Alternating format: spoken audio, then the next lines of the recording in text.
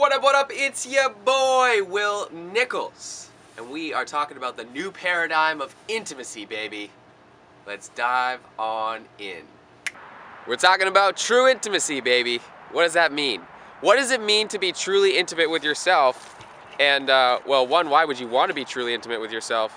And how can you be more intimate with yourself, but also more intimate with other people? That's the real key, is being able to acknowledge intimacy as an individual experience. And that's truly what it is. A lot of times we think that intimacy means I'm gonna, make love to another person, or it's, being very aroused or attracted to another person. That's what intimacy is. And we've been skewed, as a society, as a collective, we've been skewed on our perception of what intimacy truly is. To be intimate with another person, you have to first be intimate with yourself. You have to first commune with yourself, and you have to first understand that when you unify yourself, meaning I acknowledge my darkness, I acknowledge my sacred sexuality, I acknowledge my light, I acknowledge my need and desire and want for pleasure and my worthiness of pleasure. I acknowledge that I'm whole and complete as I am. When you fully integrate all these things, you actually experience internal intimacy, and only from that point can you actually open up completely to other people. A lot of us try and use other people as a gateway to our intimacy. Now, when you are whole and complete and another person is whole and complete, you can experience what's called true intimacy. This is where it's also called divine union, okay? Like that, or the balancing, the harmonizing of masculine, feminine, which is an internal process. It's the internal alchemy of our souls, where we realize that by unifying ourselves, we can actually experience oneness or unity with another person, and that's magic, okay? So how do we experience intimacy with ourselves? Well, it starts with monitoring how you're perceiving yourself, because that's really what it comes down to, right? You perceive yourself in a kind of skewed light. Most of you, not all of you. Some of you are perceiving yourself accurately, and as you are, as a creator being, as a divine being, as someone who's whole, complete, and worthy, and filled with self-love and joy and ecstasy and abundance. But a lot of you have, and everybody, by the way, has negative belief systems. It's just a matter of, are you tuning into them and are you letting them define you? Are you letting these negative beliefs define your beingness and further prevent you from experiencing intimacy with the divine, the all that is, creator, yourself, whatever the fuck you want to call it? Doesn't really matter the terminology so much as it does the understanding.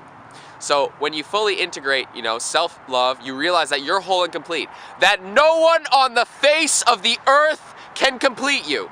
When you fully realize that, that is where it all changes. Because you're no longer seeking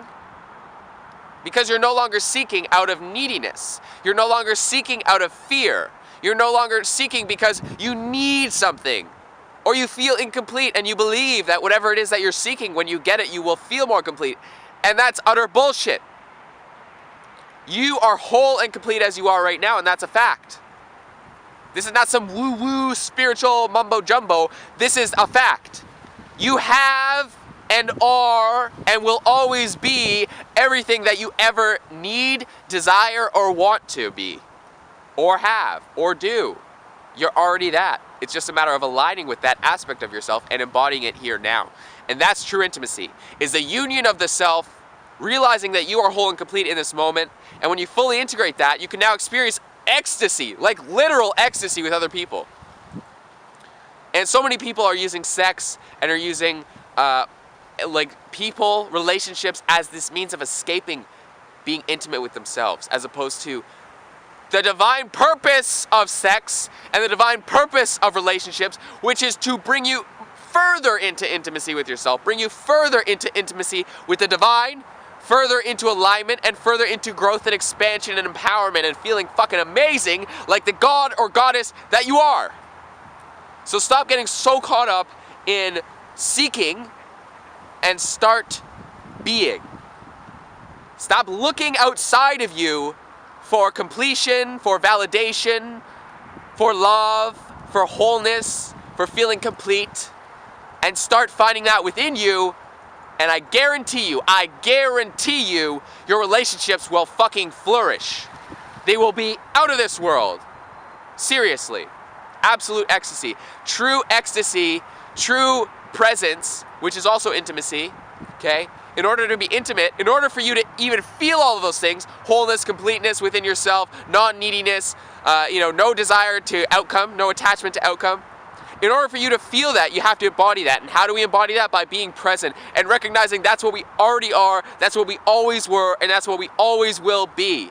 All that other crap, the noise, the bullshit programming in your mind, that's not you. Someone has inserted that there, you have allowed it to stay there, and you have used this as a means of escaping this present moment. So realign that and allow yourself to fully unify with yourself and experience true intimacy. And like I said, your relationships will be out of this fucking world, out of this world. But you have to do the work first. You can't expect someone else to solve your problems. You can't expect to blame other people for your problems. You can't expect to, use my wife or my husband or my boyfriend or my girlfriend as a means of giving me wholeness and completeness. Why can't you fix me? That's what you're basically saying. Why can't you heal my trauma? Why can't you deal with the bullshit on my mind? Because they're not supposed to. So wake up, allow yourself to experience true intimacy with yourself, true unity with yourself, and unify the internal force, which is you, beingness. Recognize your beingness, recognize your worthiness, and if you're desiring an intimate relationship with someone else, that's okay, by the way, it's not a bad thing. But you will severely limit yourself, and prevent yourself and usually self-sabotage yourself from experiencing true intimacy if you have not become intimate with yourself first. So become whole and complete. And I love you. You are worthy. Truly, you are. Remember that, okay? Remember that. And stop seeking. Start being. And people will love you as you are, and your relationships will fucking thrive. Okay? Don't forget to like and subscribe if you appreciated this, and if you want to see more of this, also let me know what you think about intimacy and how you get intimate with either yourself or your partner. What's your favorite way of becoming intimate? I really want to know. Let me know. Don't forget to like and subscribe. Stay woke, stay elevated. Will Nichols out, baby.